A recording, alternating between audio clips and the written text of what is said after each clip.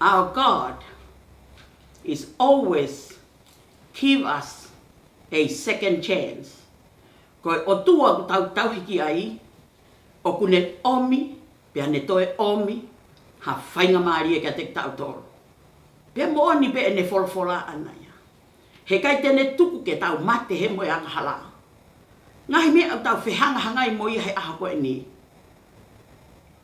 Koe ni petari, talango fua ke he folfola e otua. Ie ne ui ka siona he wahe ulo aki, la unga siona. Pea te sio atu ki ai, koe palo fita na ne ui. Kau kei tangata pea siona. Ui ka siona pea talangata pea tafoki. Alua siona ki siopa. Totongi ene tikite. Heka ke he waka pe hola ia ki tāsisi. Kainga. Te ke kaite tau lava o hola mi fofonga e otua. Wai ha whekau o mai. O fie mau ia he otua ke whai. When God gives us a mission, it has to be done. And if we don't do the mission, God will after us until the mission is done. Koe o tua tau hiki ai, o tua ia e ofa, o tua ia e whai totonu. Koe o tua ia une hiki hake ki tau toro. Me he tū kunga tau iai, o kune malawa ke ne whakaririu, o kune malawa ke ne tāpua ki. Taimina heka ia siona ke he waka, ke hola ki ta asisi. God knows him when he's in the ship. Nare afio i he otua, e ene i he waka. O i kai puri ke he otua, ai tau mawhiunga kotoa pe.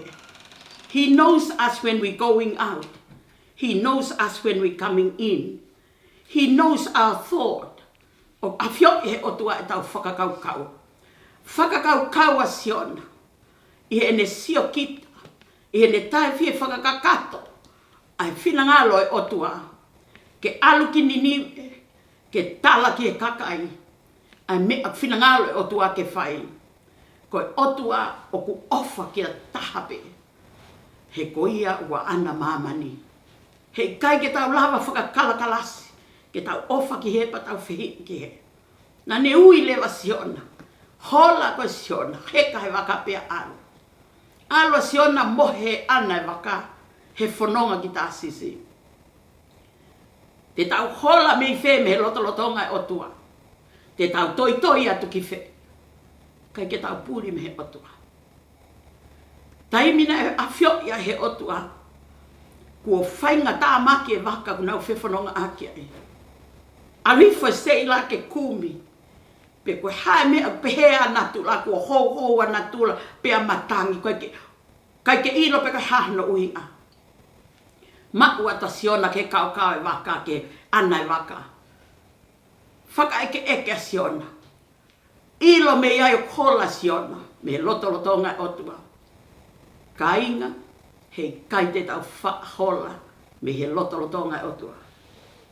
He's an all-knowing God. Koe o tua ia ne awhio e ia me kotoa pe. Tuuha ke a siona o whamatala. O ne tala ke tamai o eke. Ko au o kou mana waheka sihoa. Pia ko au ko otua kou mana waheki ai. Na hanga lewa he seila eke angeki ai. Ka ko hae mea te whai ki a te koe. Tahangi lewa siona. Hape me te mu whai ki a te au. Na nauri lewa siona ki tahi. Koe palani whaka ofa ai otua ke tangata ka ke lawa ta ofi. Koe e palani ai otua ka siona. Taimina e toa siona ki tua. O staritari mai pe fuik ai. Ne folo at ea siona. Neongona i he loto kete o i ka siona. Kei lawa pe siona ui ka siona. Whawhetai ke otua na kai ke toa ta siona pe alamu i he ika. Ka inga. Tau lava tala. Ai ofa ai otua. Te tau tono pe. E kei turi mui holo pe ne ofa. e tau kei tai whai pe ke hono whina ngalo, e kei turi mui pe o whae o tu. Ua siona ke loto kete i ka nofo mea, o whakatoma ala mea. Kua e tai me mo ui, whai e tau whiri, tau ua whai ngata a ia, tau wako me mo ia siona. Nea ke loto kete i ka, pea ne whakawhita e ka sio, ne whakamalo ke otua, na whakatomala me loto kete i ka, pea whai to tonu e otua, o puaki mai a siona ke mōmoa, o tua whai to tonu tau hiki ai, hei kai ke tau pūri, hei kai ke pūri ha tau mawhiung, pe ko whainga whakakau kau ho tau loto, me he o tua tau hiki ai. Ko whawhetai ke eki, ko inga ko ene whola. Ko whamaalo ke o tua, ko inga ko o tua i o tau hiki ai, ko o tua ko ne whai ke ne rea. Ko o tua whonu i he ofa, mo whawhaka more. Ko o tua ia, neo e tau whai whihalaki ki hono fofonga, kei mesi pe o tua, ya kei whawhaka more pe o tua. Ua siona ki he lotonga, o e whehangahangai mo o tua, ki he whekau ke alo whai. Pako whawhetai ke eki, me he tohi a siona wahe tolu, ko e vesi uloa ki ke hongo fulu. Tala noa ai ke mea nai whai e siona, i he ui nai whai he o tua ki a te ia. Uraki mea na ne whai nai whakawhisia. Whakawhisia siona ia, me talangofua ke o tua. Whakawhisia siona ia, ke ne tari whakarerei e ui ai o tua ke mo ui. Kua e taimilahi he mo ui. Ui e o tua ke tau ngahi mo ui. Pe tau whai pe tau tolo tau loto. Ka o kei kātaki pe o tua ia. He tohi a sio napa koe wahe hono tolu, ko ia o whakate fito ai, ai malanga o e ahoni. Ka pau te ke sio pe ke mui mai, i he tohi a sio nā. Ka kono wahe tolu. Pena e hoko mai ai wholofola a siona ke a sihova ke siona, kono liunga ia ua ia o pehe. Tuku hake pea ke alu ki Ninive, ai kolo lahi ko ia, pea ke malanga aki ia ai rea te uwhekau ki a te koe. Ko ia ne tuku hake a siona, pea ne alu ki Ninive, o hange koe wholofola a sihova. Pea ko Ninive koe fu kolo lahi au pito ia, o whiunga mo e whanonga i he aho e tolu. Pea na ka matahu a siona ki he kolo, i he whanonga o e aho e taha. Mo ne whanongonongo, e whakaauha Ninive. Ko ia na e tui ai kakai o Ninive ki he otua, pea whanongonongo ai au kai, mo na ai taua ngaa, o whai mei he kakai maolunga o au kia te ia na e sihi fotaha ia te kinau tolu.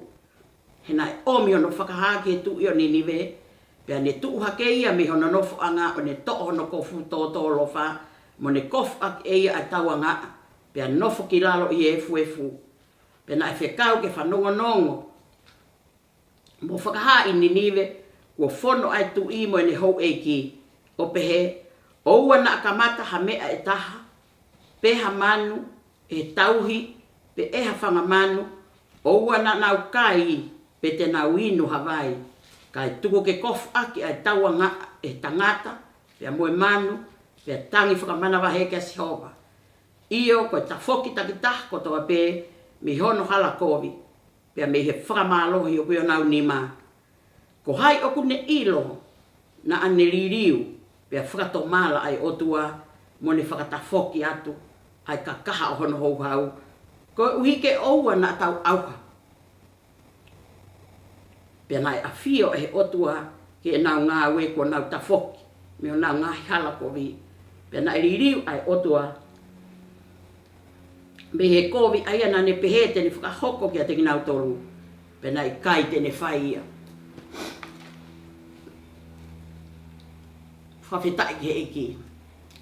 Koe o tua whai to tonu tau hiki ai, Koe o tua fai mes pia whaafra more more tau hike ai. Na e tonu pā mosiona e tau tea. Na e tonu pā mosiona he koe tangata na e ui he o tua. Ke ne fai whakatatau ke he ui na e fai he o tua. Kana ne ui whika uruaki pe kai tāria siona. Kai whenga ia ke hola. Hanga he o tua hi e wahe konu nā tau tō osono lau. Hanga he o tua toi whakafoki mai pia siona. Tau hita tole o tua whonu he mesi mo e whaafaa more more. Nā ne toi whakafoki mai pia siona. Ke hau ke whakakakato. Ai ui nai whai kia te ia.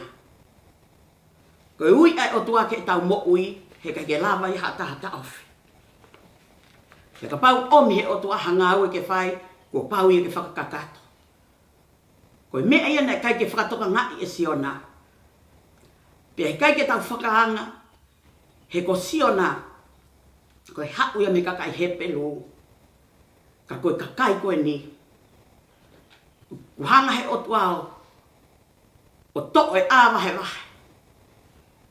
Koe sentai re. Mihi kakai siu. Koe kakai koe ni nive. Nga whikau he o tuao. Ke alu ke asiona. O ki kai koha kakai ia. Ia kakai ai o tua. Nau whai anga hala peke nau whai te riha. Au tau lava wakai o iro. O tua tau hiki ai o ona mamani kotoa pe. O kune a fio i e kakai. Ne a fio i tono no e kakai. Pe aku i kai ke ne tuku noa. O tua e whai mes mo e whaafka more more. Sio ki ni niwe ke anga e kakai. Sio ki e whaka ofa he ai kakai. Nai pere wahe o tua ke ne ngāwe aki. A siona. Ni ngāwe aka siona ke hala ke kakai. Nai whakatumutumu. Whakatumutumu hoku loto e taimina u laua e tohi koe ni. Ke lava he ki tangata e taha. Kai kehe koe pani ai o tua he mo ui. Ke ne whakaririu ani niwe kotoa. Ne taimina e hanga i he i ka puaki maa siona. Ki niniwe. Tamaina e tuku haka siona whanonga. Whanonga siona. Aluatua siona. Ke whakakakato e ui ai otua. E tau mo ui he maamani koe ni wai ui ai otua ke tau mo ui. Pea kai ta tau hoku ui mo koe. Pea kai ta tau ho ui mo huse pāniti. E kai ta tau ho ui mo whanau. But we have to appreciate each other. Pau ke tau whe whakaapa aki he ui o whai o toa ke tau mo ui. Kai lava ke whakakakato. Nai tuha ke rewa siona ke whakakakato. Wai pe ngai mea lalahi o kou o mai. Ke tau sio ke here son koe ni. Wai ka veinga ko o mai. Ke tau whakamamau ki ai. Ai malanga e hoa tāni. O ku pehe mai. O whaki ma upe e he otua. Ai toe whainga maarie. God always give us a second chance. O ku toe omi pehe otua e whainga maarie. Niongo e tau whai noa ia. Niongo e tau tōnou nou. Niongo e tau talangata a. God always give us another chance. O ku ke hanga pehe otua o mai e whainga maarie ka te tau tōru. Koe mea ia na e lave mo ui a niniwe. Koe mea ia na e lave mo ui ai. Ai kāinga koe ni. Kai koha kāinga, ka kakai siu e nia. Kai koha kakai e nia e kakai ai otua. Ka aku ofa e otua ke sentaire. Ka aku ofa e otua ke maamani. Ka aku ofa e otua regardless pe ko whekau taha lotu ke kau ki ai. Te ta taha pehe otua ta tau hiki ai. Te ta taha pehe whakamau ai otua ko ia. Pe aku i kai whiriwhiri mānako. Nā ne whekau rewa siona. Ke alu rea. Ke alu ke kolo. Koe whukolo lahi e ni o pehe historia. O aho e tolu e whono ngāpea toki lava. Ke te os, ke te alu mehe kamata anga. O kolo koe ni kiono ngata anga. Kata mai koe fo i aho peta. Nai whono ngā siona. Ke whakahistoria mea nai whaihe o tua e kolo koe ni. Kai ke tau lava ilo. Pena e lava he re o siona kawa kotoa niniwe. Kai ke tau ilo. Ka tau lava tala me mea nai whai e siona. Moi powerful e mea nai whaihe o tua he moia siona. Tamai nai kaila siona ke kakai. Nai uia siona ke kakai. ke whakailo ke te nau tolu. Ua wave taimi ke nau whakatokanga ke ki he otua. Otua whakamore more tau hiki ai. Regardless of how deep we have gone away from God. Pe ku fe whau e tau almama me otua. Tau wako me reso na siona. We've been created by God. Regardless of how far we gone. But He still has power to bring us back. Nekei maupe malohi I he ene ofa.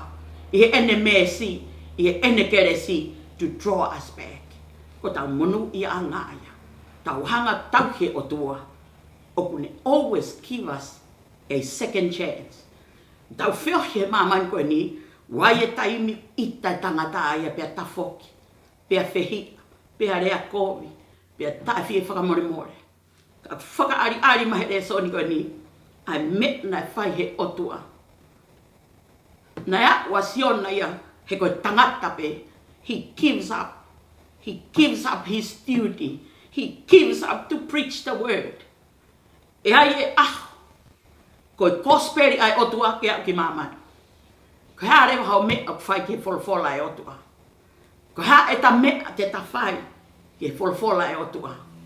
Ko ha e ta mea te ta whai ke ta tokonia he kuonga tau mo ui ai. Kuonga tau mo ui ai. Hanga he coronavirus he aho ko e ni. O whakaake mo he e tola. Hanga he coronavirus o e aho ni. O tata puni ho tau ngai whare. Me hato e taha. Tata puni ho tau loto. E tau te ofa kia taha. But God is still in control. Koe o tua tau hiki ai. Kei tuu pehe fohe. Come. Come. Those who are weary and heavy laden. Ha. Ake mo tolo whenga mo mawhasia. Te wato e fie maarie. Nei kai ke ma e niniwe ha fie maarie. Ka ua rewa ke hoko masiona. Ke talanoa kia te kinau tolo. Ke tala ki niniwe ua e fie maarie ia. Tolonga pia ta inga. Hau ki o tau kuonga. Oku ke kaila pe. Ke kaila pe asiona. Hau ki a sisu. Koe mo ui anga ia. Ha! O peluki ki ai. O tua ia whaafamore more. He kai ke tau lava e tau tolu. O mwhakhauf ki tau tolu. Me mahaki o alu holo I mamani a koe ni. He kua tātā puni whare a mamani. Tātā puni hona uloto ke te o whakata. But our God is doing this for a good purpose. Ahoni whai he o tua mea koe ni mamani. Ke aha ke tangata o kutui o ngawe ake e tau tui. We eat in faith. We speak in faith. We proclaim the goodness of God to the world with a good heart. He koe wholofola pe aha koe ni. Tene lava whakamo uia mamani. Nothing else. Coronavirus. No medication. Koe virus koe yahe aha koe ni. Only the blood of Jesus. Koe tata abe o kalaisi. Tene draw a line. Tene draw a line ko family. Pea nene he kuonga ko e ispit. Taimina hanga he otua whaka mawai wahe I hono kakai me ispite. Na e whekau ia kia Moses. Wari tata. Ai pōmata pa e whare kotoa pe. Koe whakailonga o e kakai o ai otua. Koe aho koe ni family. Aho koe ni kainga loto. Aho koe ni a ki tau tolu whanongo mai televisore. Koe kuonga kehe nu tau mo ui ai. Tau wat kia kuonga kwa ue mahaki. Koe ke hano whai to ona ia. But the blood of Jesus. I can declare. I can decree. The power of the blood of Jesus can heal us from any sickness. Include this virus. Te ke vete aki ho ngutu. Te ke tui aki ho loto. Pea ke ngawe ake malohi e wholofola e otua. Ke whanonga aki. Koe kai ke safe a mamani e kuonga koe ni. Koe kuonga koe ni mamani. Kai ke kei malu ia. Ko whehu whanga anga malu. Hola ki a sisu. Whe mea tene ufi ki tau tolu. Koe tata o kalaisi. Ko hai te tau unga ki ai. Kene ufi ki tau tolu mo tau whamiri e kuonga koe ni. Ko e tata be o kalaisi. Pa te tau hufanga tu ke no lalo kapakau. Tala mai tene hanga ufi ki tau tolu hana fulu. E tau whawheta. Ko e wheitu malu anga pe ia. He konga koe ni. He kua tata pun whare a maaman. Kai ke toi lava wheta koe ni a. Ko tata pun whare a maaman. Ko e otua pe me pure e mea kotope. O koe kai puri ke he otua ia. He kua ni palani mo de whakatutu ki maamani ngai a koe ni. Pe he kai toi lava i tangata ke tauwhi. Ko whawheta i lahi ke eki. Ko hai pe mea tolu ko whia rea ki ai. I he resoni o siona. Ko mea whika uloa ki. Ko whekao. Na kai ke ui noa siona ia. Ko siona ko he pelu. Ko ka kai ko ni Ninive. Ko ka sentaire ki nau tolu. Ka mata ke whaka iro he otua. O ko i kai ko siupe. E ngata e whakamoui. Ko pau ke hapu ia ki maamani kotoa pe. Tau lawe ki tau tolu ko kau sentaire kuonga koe ni. Ko siona ia koe palofita. Na e tuhake he kuonga koe ni. Na e whiri he otua pe a whakawhisi. Pe a toi ange pe he otua e whainga maari e. Maybe you are called to preach to the world. Maybe God calls you and you run away. Mahalo pe nai ui koe. Ia whahinga situation e mo ui. Pe a ke hola koe ia. Pe te ke whakawhisi. Pe te ke riaki. Pe te ke whakataita e toka ngai. Koe haoni tau wako me mo ia siona. Koe ngawe om he otua. Wo pau ke whakakakato. The mission that God has given to Jonah, it has to be done. Regardless he refused.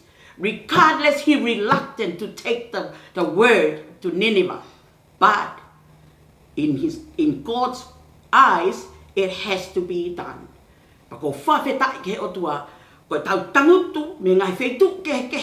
O ku ke whanongo mai ai. O ku ai ui ai otua ke o mo ui. Ko ha o me e whai ki ai.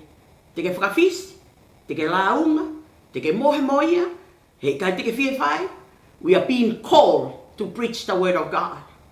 Every one of us. Taha kotoa be ko ke whanongo e wholofola. Taha kotoa be ke mea mai TV. Eke pe ka koe. Koe hae me, whie maue o tua ke whai ke ne wholofola, he aha koe ni. Taha kotoa be poto he Facebooka. Taha kotoa be poto he hu ke ngai teknolosia aha koe ni. Taha kotoa be hune ilo, mea toton ke ne whai. Ka tuku ke eke atu. Ke ilo nai o kui ai whekau ke whai. Ke ilo nai na whakamu ui ko he otua, ke whakaaku e ne wholofola. Ki e si alau maari e kua teitei mate. Ko nofo ko ni a Ninive he taimi koe ni, na e ui atu asiona. Ko e whanua, tapuange mo ki mautolu, whakalieria, ta e te nau fie whakaongo ke re o otua, pea nau nofo ko nau whontoto ho nau nima. Pantoto, whe tāmate aki, whanua koe ni. Whonu he anga hala keke. Ka ke sio pe ko hae mea nei whai otua. He is a loving God. He is a compassionate God. O tua e tau hiki ai. Ko tauanga i tangata, ai na efhia ia siona. Na kai ke loto siona ia. Ai kos ilo i siona. Ai ulunganga i otua. Kai ke loto siona ia ke alu. Ki Ninive. Ka ke sio ke otua e ofa ai otua. Ne uia siona pa ke ne tala e ka siona ka kato e whekau. Fo e whekau pe ke tu. Pa ke alu ki Ninive. Taime o ku uia ki tau tolu he otua. Kai te ne tala ka kato mai e pe hae mea ku whai. Ne fie mako e ke eke e tau tala ngofua. Na e toi ange pe whainga maari e ka siona tu oua. Pe na e tu urewa siona alu. Tu me loto kete ika. O puake atu he ika. Ke fosoa. Tuha ke asiona ko ia. Ko ai kakato. Ai talango fua ke whekau. Na alu lewa siona ki Ninive. Alu ke tala. Na toki tala pe he otua. Ai whekau he taimina akua ki Ninive. Ko tua tau hiki ai. Regardless of where we been. What we are doing. Hae me tau FHI. Pe ku ke nofo me televisone o whakaukau. Ko ang hala ko no ko tangutu ai he ka te lava ma ka pe mi no. We are serve a God who can heal us, restores us. Tau he ta dole o tua ni lava e whakamore more. Tau ai pepe fe ho fua pao ni ang hala. Ang hala si me ang hala la hita tau peke fofonga o tua. He knows us all. All we are doing in this earth nowadays is to proclaim the goodness of God. Pake whakakakato mission ai o tua ki ho mo ui. Kai ke hata hai hau. We are living in a time o whakangata-ngata me ko toa pe. Whakangata-ngata ho hua tu, whakangata-ngata ke rea ka hata, whakangata-ngata ke whaiha mea ke kontek mua ta. Kana e whewhe tai mi koe na ke whakangata-ngata. Ai, kou tui ko tai mieni, ko tāna tu unga tau mo ui. Me ana kai ke te lava he taim koe. Kapana ka te ke Facebook, kapana e kai te ke messenger, taim en ke huki ai.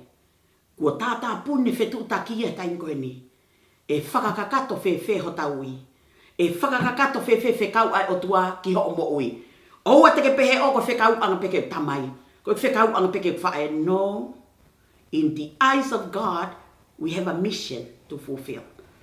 Ki he fofonga o tua tau takita auhi, ai whekau ke whai he tau mo ui. Ko e whola ai o tua he kuonga koe ni, everyone must preach the word. Ko tau tolu ko toa pe, te tau accountable ke he o tua, he tae malanga i ne whola. In whatever way, ko hae mea te ke malawa, te ke message, te ke Facebook, te ke messenger, hae mea te ke lava he ahoni, te ke kamata peho whare, ke vai whola o tua. Oua te ke te teki ke whai ia. He koe lau maria o tua, tene whakamalo hiki taua. Ke ta whakakakato whekau ai o tua. Koe aho ke malanga i whola o tua. He kai ke ta lava la titiu o liriu ha tangata. He kai ke ta lava ke ta liriu ha tangata. Koe taha kotoa pe, e lava he o tua. Kai ke ta lava o au ke ta whamiri kui Amerika. He kai ke ta lava o au ko ta whamiri nofo mama o mea ki taua. Ka ku lava he whola mo eta lotu. Ke sio ki Ninive ko poini honoa.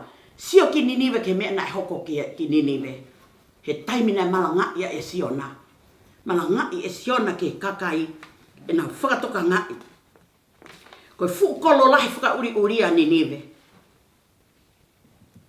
Fie mao he otua ke ngawe a kitaua. He a koe ni. Fie mao he otua ke ta tuu hake. O malanga i e kosperi. Kai ko ta tuu hake o whamatala e kovi mo ngai mea hoko ka kitaua. Ta tuu hake. O malanga e mea malava he o tua whai. Malava e o tua ke ririu e kovi ke rerei. Malava e o tua ke toho hake mea mama o ke ofi. Malava he o tua ke hake kitaua me he tipi ke ta alu hake ki olunga. O malava e o tua ke ne whakaririu kitaua. Koe o tua ki ta tau hiki ai. Ne whai mea lereia. Na ne whakatafoki rewa Ninive. Na e lea e whola na ngawe aki. E siona ki Ninive. O ne ngawe aki. O ngawe aki a e Ninive. Me he vestu o no ke ves falu. Ka pate mo whakato ngai. Talamai na e whakato mala Ninive. Mei he tui o au ke monman maulalo taha. Musio ke whakaririfu. Ai malohi. Ai kosperi ai otua. Hono malanga i ke kakai. Fo i tangata pe taha, aho pe taha na e hua tuai ke kolo. Na kai ke aho tolo, aho pe taha na e hua tuai. Ko hai oku ne ilo pe na e fe, pe ko fe pot na tua si o na koe tangata. Tatau pe mo koe mua. O malanga pe ai ka lava ia ke fu fonua kotoa, ke fu kolo kotoa ke na whanong. This is the work of the Spirit of God. Koe tau lea aki pe wholofola, pa koe mei alau maria o tua kono whakatawhia te wholofola. Ki a taha pe whi whanongo ki. O tau monu i a ngai a koe ni. Nai tuu hake rewa tui. Osi pa no malanga i e siona. Tuu hake rewa tui. O ui ngaki. Pea ne tohi. Ki e kakai kotoa pe. Ke talaki. Talafono i ki Ninive. Taha kotoa pe. Moe tauhi manu. Moe whangamonu manu. Taha kotoa pe Ninive, pau ke au kai. Koe tari to tonu nai whai he tui koe ni. Koe mō tolo to tonu nai whai he tui koe na Ninive. Ko sipinga na ne tā ki hono kakai. Pea ne ke tafoke o tua mono hou hau. Pa ne ke ririu e o tua. Mene mea na whai ki Ninive. Tokanga ke fola e o tua ta Malanga i. Tokanga he kwa e mea whia mai o tua ke ta whai. He ngai a koe ni. He kai ke ta lava e ta ua whakamo uia mamani. But the Spirit of God and His Word will heal the people and restore the land. Me a kon hoku ki mamani. Kai ke taha mea e tene malava. Ke ni whakamo uia kakai mo e whanua. Kako e ui ke he otua. I he tutu ni a ACC he lere mai koe ni. Fitu e fiaf kotoa pe. Peluki ho tau tui ki he otua mo ui. Because He's our Creator. He's in control of everything. Sickness. Me a kotoa koe nuk tau whihanga hangai moia.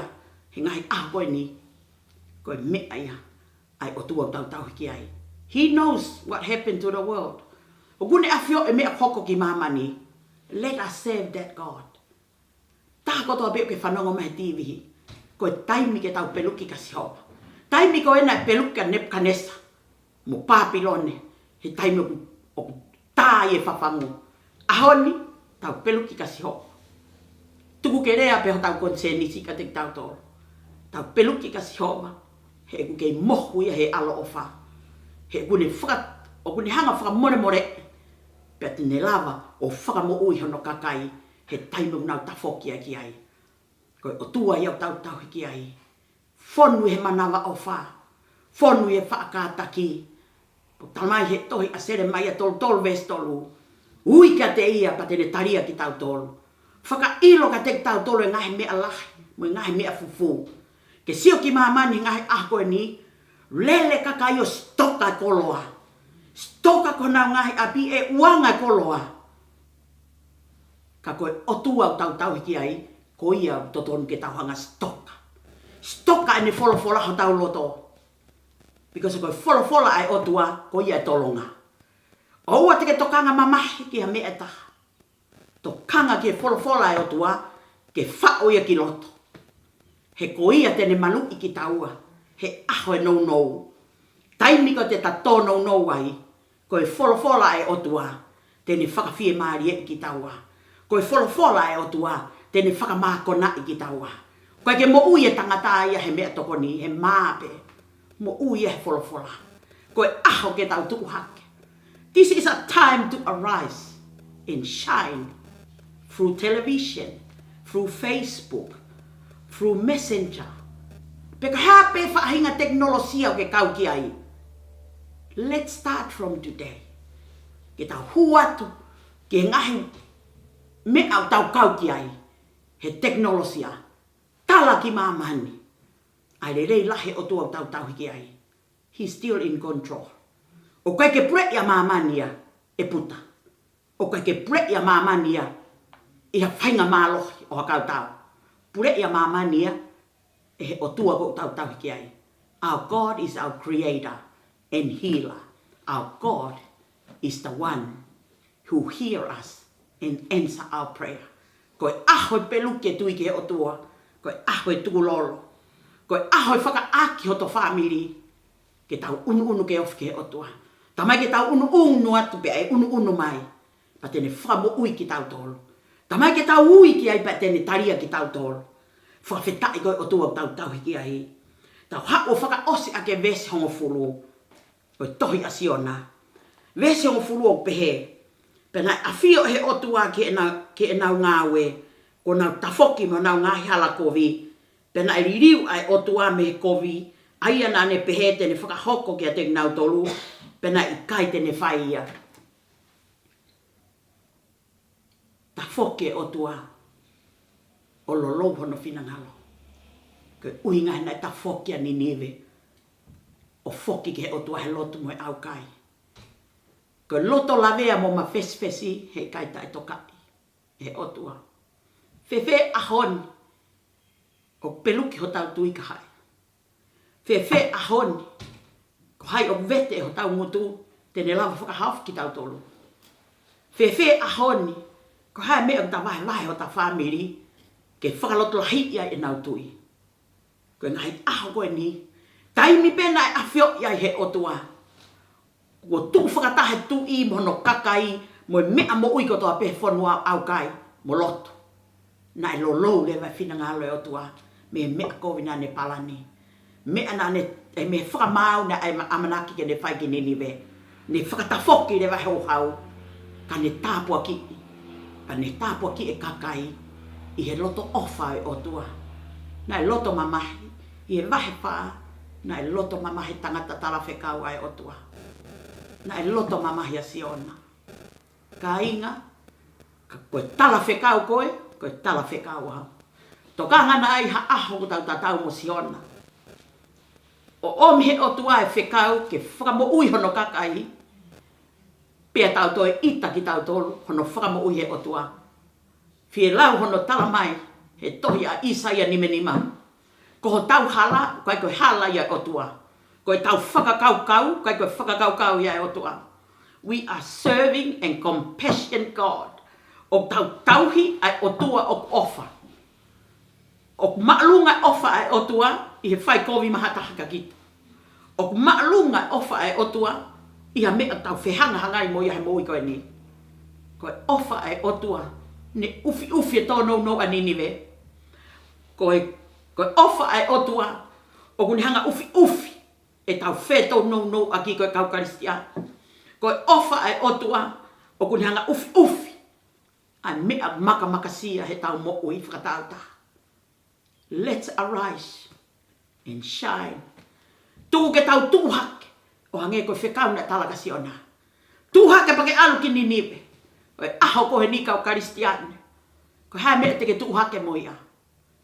Tuhake kua ke ai teunga tau e otua. Teunga tau o tangata ke tau. We are here on earth to fight. We are not here to sit and watch each other. O tau I heni I he maman koe ni, koe kau sotia ki tau tolu, ke tau leohi, ai pureanga e otua. Ke tau proclaim, ai malohi otua ki maman. What are we doing with the power of God? Ko hae mea tau whai he aha koe ni, mo e malohi otua koe ni oatuka koe, pa ne o mai ka te au. Ko hae mea te tau whai he aha koe ni, mbo taako me re sonio siona. Ko mea taako me ahi. Kau ngā whanonga, ko kita wā, ko ka kai ki tau tolu, ko omi e whekau ke ave. Na tala whekau a siona ki Ninive. Ko taua, na tala whekau ki a tahape. Ko aho koe ni na ave e wholofola e otua ki Ninive, ko senta ireia. Ko tau tolu, ko kau senta ire he kuonga kalaisi. Hange tof pea siona he kuonga koe ko kalaisi he kuonga koe ni. Ko hoko ma kalaisi ki mamani. Ko siona I he kuonga koe ni kene rea kia te tau tolu. Kene tala mai kia te tau tolu. I am the way. I am the truth. Ko au koe hala. Ko au koe mooni. Kai ke toi ha hala ke fouai. Ke apu ke tamai. Ka ko au toko tahape kalaisi. Ahoni. Tau whama opo tau mooi. Ke tau foki ke he otua. Ko koe be uke ilo. Ai feitu o kuia I ho mooi he a koe ni. Koe aho whakama opo. Koe aho tānak tu unga mo ui. Koe aho whakawhanongo ki he wholofola. Pea whai ki ai. He ka pauna I kai ke whakaongonga. He ka pauna I kai ke whakawhanonga ni niwe ka siona. He pauna I kai ke nau tāri e wholofola ai otua. Ka pauna I kai ke nau whakawhanongo ki he wholofola na ot e siona. Me whekau ai otua he ne ofa ka te ki nau tolu. Pehe ni wo whakakakato he otua. E ne whakamau ki Ninive. Ka nai whai he otua he ne ofa. Na ne omia siona koe whakatata. Na ne omia siona koe whakatata. O I kai ke whakangata ofa e otua ki ke kakai hepe lupe. Moi kakai siu. Koe kakai ko nina I Ninive. Koe senta I leia. Toki hoko makalaisi he a koe ni. Ke ne hanga whakataha e senta I le. Ka nai koe tohi whokawa motua. Ko siona e palofita. He pelu na e ave ia ki Ninive. Ke kolo e kau senta I le. Tau monu ia he ngahi aha koe ni. He ku hoko makalaisi. Ke ne rea ki o tau loto. Ke ne whakatokanga ki a te tau tolu. Ke tau aha ke koe kuonga koe ni. Ke tau ave wholofola e otua. Kua e whekau ke whae. o koe whekau ke whai. E lava whewhe ke whakakakata whekau koe ia. Lotu moe au kai ke mau ha loto toa. Lotu moe au kai ke te au ke mau he loto toa. Whakaata ke lau maari e rotoa. He kono lau maari e, ko ia tene whakamanawa e wholofola, ke whie whanongo ki ai e tangata. Ka i kai e lau maari e rotoa, more hota e ano malanga e wholofola. But let the Spirit of God inspire His word. Tuku e wholofola e rotoa. Ke ne hanga whamanawa e ne wholofola. Pea ko ia ea watu kia te koe, pea hau mai kia te au. Ta monu ia e kuonga koe ni, ta kei whanongo pe ke wholofola. We don't know how far we go. We don't know where we are heading to. Koe otua pe tahu ne awhioi. Let's all together seek God. Tuku ke tau tuku whakataha. O kumi e otua. Kumi whakatau taha. Kumi whakawhamiri. He kui kai ke tau ke io ke whare rotu he ngai a koe ni. Ka tau mapelu ko toa pe. O hanga ke otua. O tala ke otua. I me a tau forward. He is a living God. He hears our prayer. And He answers our prayer. Koe otua e tau hiki ai. Koe ka otua mate. Koe otua mo oi. Tau hangi otua he lotu. Tamai o ko whamalo ka te koe. Ko wholofola. Inspire your word to touch your people. Alasi o wholofola ke ni ngā ue pe ia ke kakai ho whonga. Whakatupure kina ofa e kakai ke te koe. You are a God who always give us another chance. Tuko ke mau ngā ue au ngā ake. I second chance o ku ke omi kia te ke mau tolu. Pe au ana mau abuse ai whainga maari o ke omi kia te ke mau tolu. Ka mau tuku hake pe aulo. Mau tuku hake koe tangata. Ko whai teunga. Moe lau maari o ea whiona. Ke mau talaki ki mamani. Koe langa e ni o mo ui. Bo ofi ho toi hoko mai. Tuku ke mau aha ke me mohe. O talaki mamani ho wholofola. Pea koe monu ia anga i ho mau tau tangata. Mau ke whanong ki ho wholofola. Pea hanga ho wholofola. Whamana wa ki mau tolu. Mau hoko koe mea ngā ue mat ak whiri. Ke whie maari e hai. I he mea kotoa pe. A awe langi makwai pe. Moe kakai o hanga mai he televisione. Tāpua ki ho kakai a ke loto fia. Ke malanga i ho wholofola. I whainga maari e moe tae whainga maari e. I a sisu kalais ko mau whamo ui. Amen.